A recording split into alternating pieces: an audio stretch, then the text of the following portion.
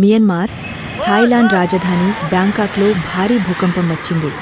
మియన్మార్లో Richter స్కేల్పై 7.7 తీవ్రతతో భూకంపం వచ్చినట్లు United states geological survey (USGS) తెలిపింది.